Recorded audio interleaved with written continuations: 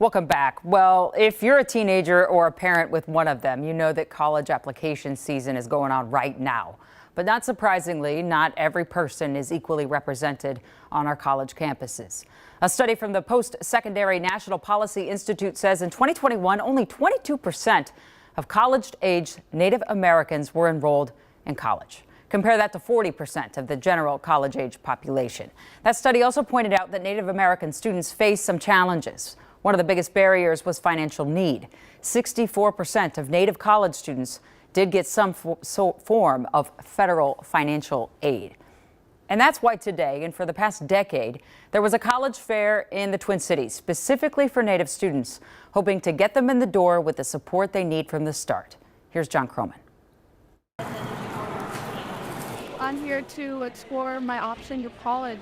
Irondale High student Shania Isaias is one of hundreds of Indigenous students who came through the doors of the Minnesota History Center for the Native American College Fair. Yeah, it feels great. I've talked to a lot of colleges that I've been looking at, and they've given me a lot of good advice, and they've talked to me about financial aid and my options, especially as a first generation student. More than 50 colleges, universities, and higher ed organizations set up tables to help students think about their options after high school. Little odds and ends, it looks like. We've put this together with intentionality to create a space for our Indigenous students across the state to explore what their options are. Mindy Myers of the Anoka Hennepin School District is one of the fair organizers.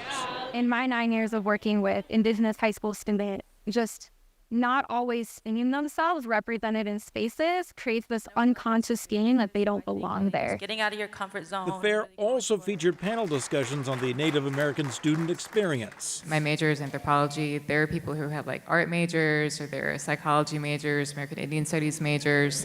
And Governor Walz stopped by to urge students to pick a Minnesota college. My commitment as governor is to make sure that you are seen, heard, and valued in this state, and that your heritage is lifted up as a part of who we are.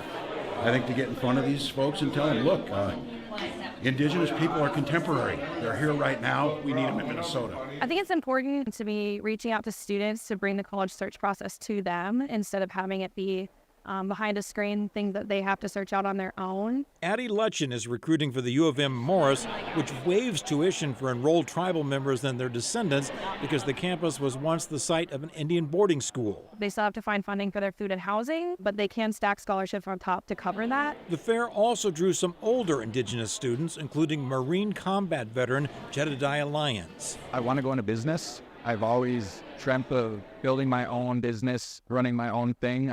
I'm good with my hands. I do woodworking, all that stuff. So I just want to know how the ins and outs and everything to run a business. For the recruiters, it's not just about letting people know about what's available on their campus in terms of scholastics.